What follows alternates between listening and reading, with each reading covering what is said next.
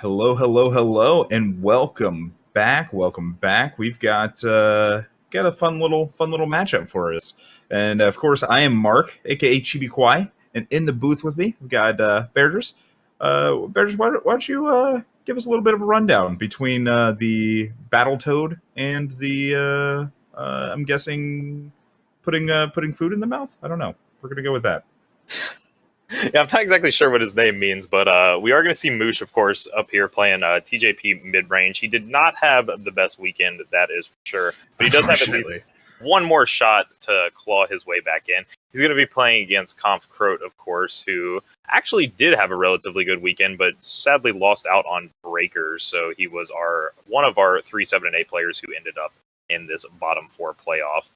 He is, of course, rocking the Burn Queen that he is so well known for, and both players with very solid hands here to start. This is definitely going to be a back and forth slug match, I imagine. Yeah, and all right. Well, the Waken student off the top definitely helps some things. That's going to allow him to play Kothon this turn into Awakened student next turn, making it a 3/3, which is pretty nice. Toad going to be able to torch, get this Kothon out of the way, which I think is fine. I would argue that Awakened student's probably more important in this matchup, just because you can get it up to a 4/4 and a 5/5 and beyond, right? Yeah, certainly. I think the most important part there, though, from Moosh's perspective, is that if he's going to go ahead and torch instead of playing a unit here, that's probably fine. So, yeah, Comp having to skip out on playing the Rakano Outlaw there to instead take care of the Kothon. That way he can get just a little bit more damage. But now, of course, there is this nasty 3/3 away staring him. Okay. All right. And so, yeah, Conf building out the board just a little bit. I have to imagine. And then Moosh, though, having the Valkyrie Enforcer, going to be able to get rid of the War Cry. So that really won't be too terribly much of an issue. And we have a nice 4/4. I think the attack's fine because the likelihood of Conf like double blocking is so minimal. But what if Conf did? Conf did. I think it. I'm not sure how much it changes the game based on the composition of the player's hands. If we were playing blind-handed here, I think it would definitely sway this matchup a lot, though. I think you really need to go ahead and keep that Awakened student alive. And now that he has a second one, he's definitely much more likely to trade here. And he also does have another Valkyrie Enforcer, so Conf did hit his 4th power, though, so he will have Impending Doom and Bandit Queen on. Yeah, so definitely the time for blocks, I think, has passed. The question is, are we going to see this? We can see this Valkyrie Enforcer come down. That really is the question here. I definitely think Moosh feels like he has some targets that are worth silencing. It's also just worth it for him personally to get it on the board to have another blocker. That being said, Bandit Queen is going to be huge here. It is, and that's real interesting. I would have taken out the War Cry personally. Like, I'm not the Pyro Knight. I'm not worried about just yet. I think actually I like taking out the Pyro Knight here. If Conf had an additional power this turn, he would be up to 5 already, and it's unlikely that you're going to draw another silence in the next turn. So if Conf had found power 5 and 6, now you have a 6/5 Pyro Knight that's just a lot more difficult to deal with than you would normally rather. It does create like a very big blocker for your Awakened student. Also, since it does have the Overwhelm, it is able to very easily. It's very true. Very true. I don't think the one Warcry trigger matters quite as much, although we are going to see Conf go ahead and throw up a double block here. Going to make a trade. I'm fine with this, right? Yeah, that's fine. You need to get that Awakened student off the board at some point. And only trading one unit for it is definitely about the best he could do. Now, that being said, he's still not really in a position to get across the Bandit quite yet. Really looking for a 5th power. He picks up a Varus Favor, which is okay. It'll at least take one more unit off the board. But it's not what he was looking for here. I think he would have much rather had an undepleted power and just been able to go either Soulfire Drake if it was a fire, or if not, Bandit Queen into. Yeah, which makes sense. All right, so let's see. He's considering torching one of those Valkyries right now. I think think that's a little hasty. I think you can just hold it next turn. It's not like you're playing Soulfire Drake anyway, and I don't think the 3 extra damage here is really pressuring you that much. And if it is, you can always choose to throw it during the attacks instead. And I don't. I need to look up Moosh's list. But is Moosh playing Stand Together in the main? I'm not entirely sure either. I do need to pull that up. I have to imagine he would be, given his list, but it's there's two Stand Togethers in the main, so that actually is a reason to go ahead and fire off the torch. Moosh was empty-handed, so that way it's guaranteed to get through, and you don't have to worry about getting blown out in that case. Now we're seeing the tide of aggression kind of changing a little bit here. Well, I guess not. I'm just going to leave it back, allow for those things to be blockers again. The only issue here is you're still throwing away all 3 of your units in order to be able to answer this Awakened Student, should you want to triple block. I think you have to triple block at this point. You could just chump block one at a time, but you're certainly not winning the race. And this feels really bad, but I think it's just what you have to do at this point. Like, you triple block, at least you're getting the trade 100%. Doesn't have any cards in his hand. Not going to be any funny tricks here. So we get the 8. He still can't find another fire. The dagger for the seal, not being that fire influence. Yeah, and in the meantime, now Moosh has actually sped his clock up with this Stand Together. He will be able to close this game out in 2 turns instead of 3. So Conf is going to need to draw big here. Really needs to find that fire influence to get a Soulfire Drake. Yeah, but I don't. I guess that allows you to. Then you can start trading, or you can block. Okay, block. That's what. That's what's important here. Is he can block away the Valkyrie, and then he can block the Initiative Sands at any time if it gets the Aegis buff. Interesting here that Moosh is gonna. Okay, he will go ahead and fire it off. I thought he was considering holding it, but just trying to see if there's anything funny out of Comp's side there. Of course, not. All right, well, let's see. I can't imagine it was a fire influence, especially as we're seeing a swing here. Because theoretically could still be a fire. Oh, Annihilate. All right. And that's game. Yep. Unfortunately, with the Aegis on the unit, of course, the Annihilate isn't going to go through. So that will close the game out for Moosh here. A surprising pickup, actually. Yeah, I was not expecting it to go that way. I thought Moosh was well positioned, at least, especially pre-board. Yeah, I think it was just an interesting turn of events there, though. I think Arthur's already back in the game. Conf Crowd, of course, being better. Conf. Yeah, I was about to say. I think I messed up my name there. I was expecting Burn Queen to take that. Over. Yeah, I was as well, but it just didn't come to be, though. We are into our second game now, and Conf with a very interesting hand here. I think he can keep this. He's got at least 2 units. He's got a Var's Favor to pick up a 3rd power. He's got Quarry and Rapid Shot. It seems fine. It all kind of checks out. Yeah. Moosh here, unfortunately, does not have time. And Sandstorm Titan is not going to help out at all, so this might be a runaway of the game for Comp. That being said, but a time sigil off the top here, and everything's good. All right, that is not a time sigil off the top. Yeah, this might be less than ideal. Yeah, we're not in full panic mode yet, since he at least was able to get the Valkyrie Enforcer down, and this will kind of hold the board down for the time being. But it's not looking great, certainly here. Moosh is really going to have to find that time. That way he can get this off. And unfortunately, he's going to be 2 time away from playing Sandstorm Titan. Sandstorm Titan, a very, very important in this matchup. Allows you to block very profitably, assuming your opponent isn't holding Rapid Shot or Annihilate, which, of course, we do see the Rapid Shot from Comp here. Yeah, wow, and still whiffing on the time. Vanquish going to be able to answer that champion, but still not looking great. Interesting. Moosh is actually going to opt for the trade here. I'm kind of a little surprised, or opt to start racing instead of trading here. I kind of would have liked to have seen the trade, even with the weird attack last turn. If you're going to force the Rapid Shot out, I think that's fine. Got to get it out of the hand eventually. The other possibility there though too would be he just takes the 2 and then shoots it with Var's Favor, right? Yeah, that's fair. He could be worried about the Var's Favor, which Conf is of course holding. I think you have to do it at some point though, but Looks like he'll value the Oni Ronin just a little bit more, though. This one's definitely going to get protected with the Rapid Shot once those Warcry Eye triggers rolling, especially when Moosh is over here screwed on power. Yeah. Well, Moosh doing the best impression of Locopojo's deck as possible. Playing nothing but Justice and Primal Power with some Valkyrie Enforcers. Yeah, unfortunately, he's holding, what is this, 6 time cards? Yeah, 6 time cards, including fans from Titans. That's just going to do it. Comp is, there's no way he's losing the game at this point. He's going to be able to swing through no matter what. And picks up another Seraph, just to add a little bit more in. Little insult to injury there.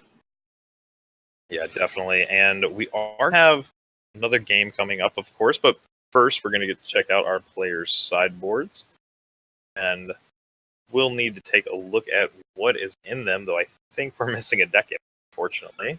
Yeah, so I'm looking at Moosh's list right now. So in the sideboard, we've got 3 Permafrost, 2 Protects, 2 Backlash, a Vanquish, an Eileen's Choice, Stand Together, 3 Arctic Runehammers, and then 2 Humbug Swarms. I like the Permafrosts. I like the Protects. Maybe some Backlash. Maybe a Choice. But I'm really looking at the first 5 cards there. I think Hammer is fine as well. You said Orc Runehammer, yes? Yeah, there's 3 Orc Runehammers. I'm trying to think. What are you like? So it just allows you to trade essentially things off the board. Yeah. Really, the only unit that dodges it is Impending Doom. So I think it's fine here. If your opponent goes wide, of course, it's a lot worse. But if you're just kind of trading back and forth 1 for 1, you establish the early start, we'll be fine. And they are already in game, so we're gonna jump back over to that. Yeah, we're gonna get to see the changes on the fly here. Both players with a much more reasonable hand. Although Moosh is not able to play Kothon, since it looks like he had to use Seek Power to go fish up a Justice sigil. So, I maybe would have waited on that Seek Power. Well, yeah, you kind of wanted to see at least one more draw step, I think. But he kind of he was playing on sequencing, and it's much more likely that he's going to need the Justice Influence than he will the. But the what sequencing are you doing? You had to play a Time Sigil on turn 1, so it's not like you're going to be able to play Kothon turn 2. Well, I guess like if you theoretically draw a seat, then you'd be able to do it, right? Yeah, or just finding cards that he can play on 2 anywhere, 2 or 1 anyway. Like anything you want to play on that turn. Like he was at least able to play an Initiative of the Sands, although it didn't really matter anyway.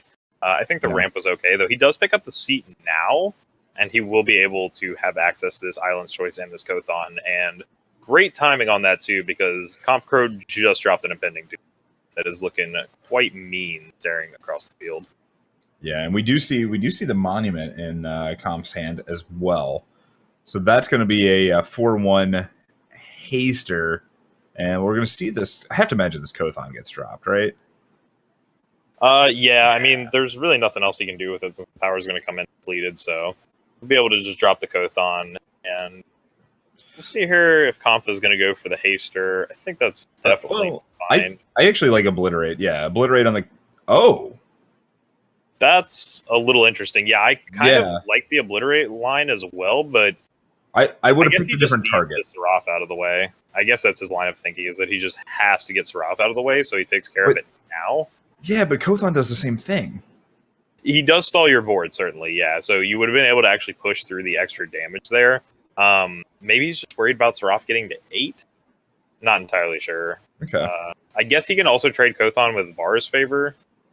Maybe that's the line of thinking. It's definitely an interesting choice for sure, but Conf is able to fully unload his board now, although Moosh does have at least 1 or 2 answers for some of these units.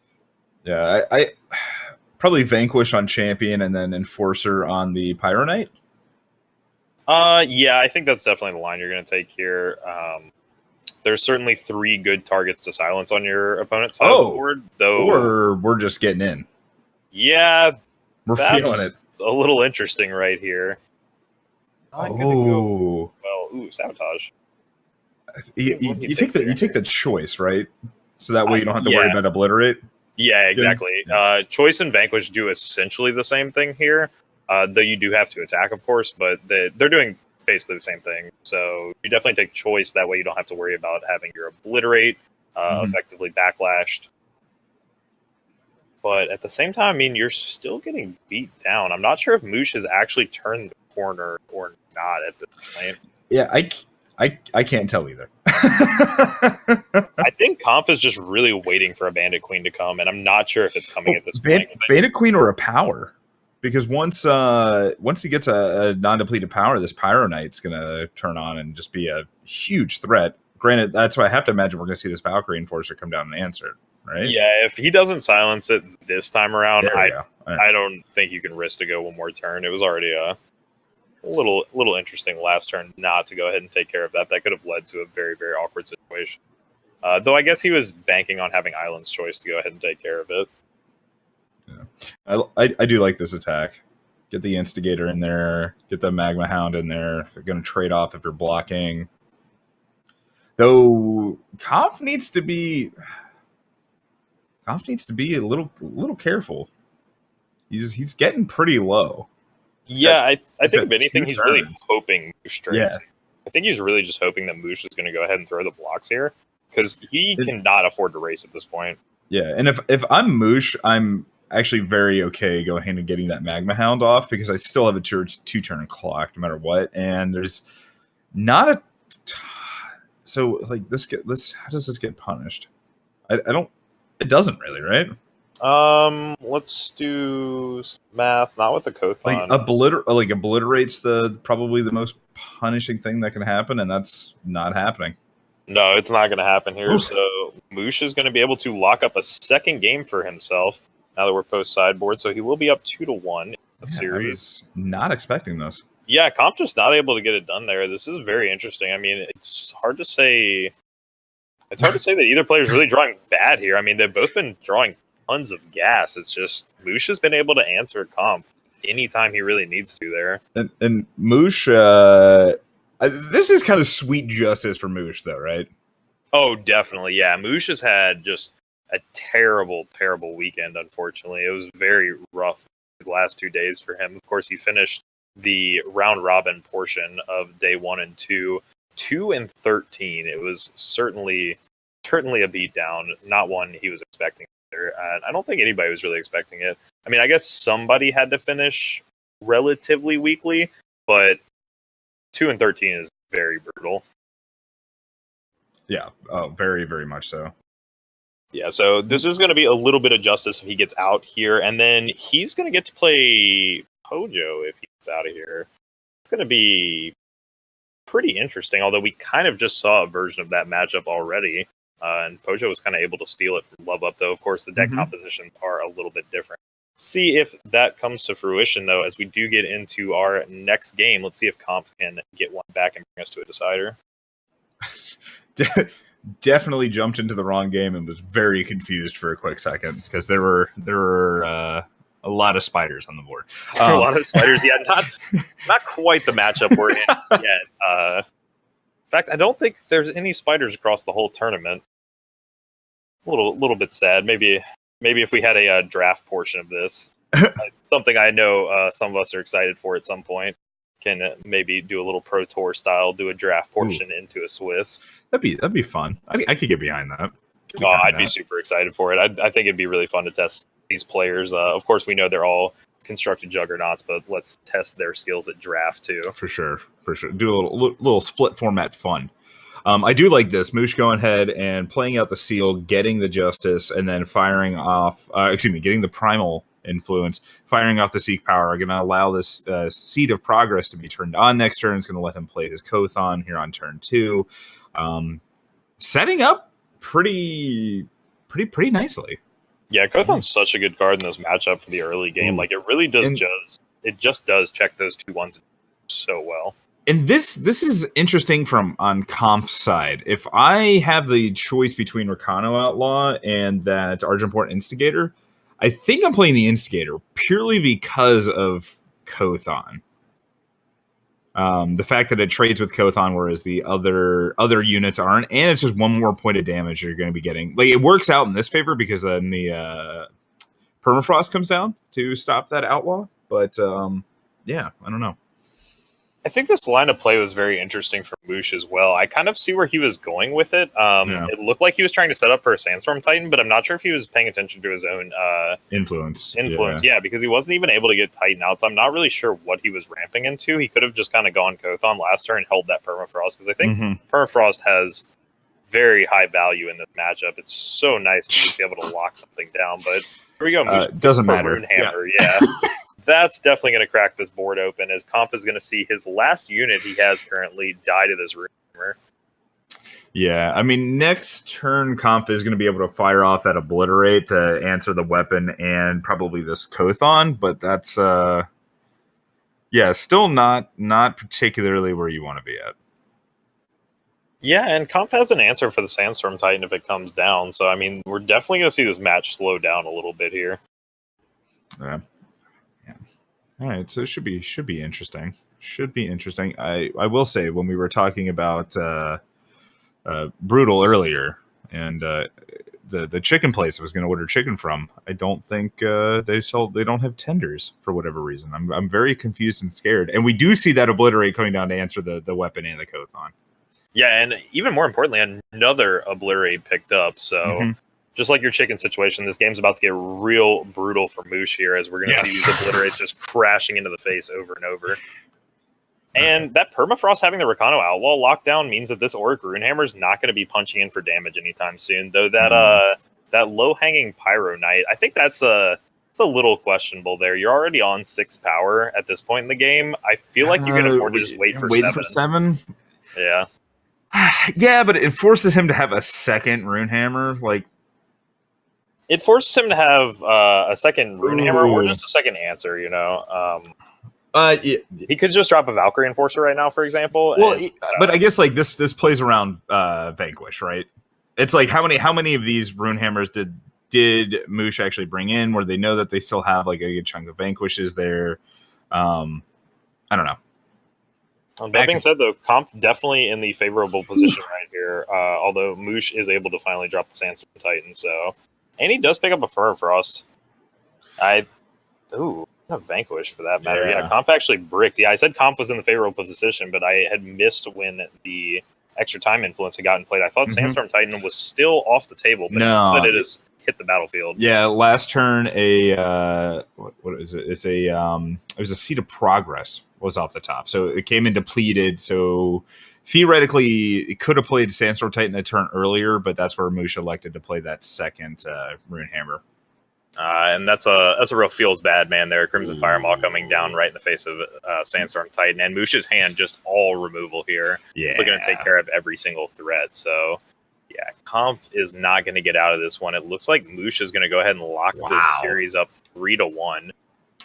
Yeah, this is a thing that is happening, and did happen. Yeah, Moosh certainly trying to battle his way back in. You know, we did talk about his 2-13 weekend. All he needs to do is get through one more set, and all of a sudden, he's made it. He's back in it, and we're going to see him next week for day 3. So it's going to be a very tight matchup here. Loco Pojo, of course, on that Huru Flyers deck, on a TJP mid-range deck. A bit different from the one Love Up brought, but TJP mid-range nonetheless. Should be a very interesting matchup that we are going to bring to you all very shortly, though we are going to take a quick break and get the stream set up. So stay tuned. Do not go anywhere. We will be right back. We'll see you guys then.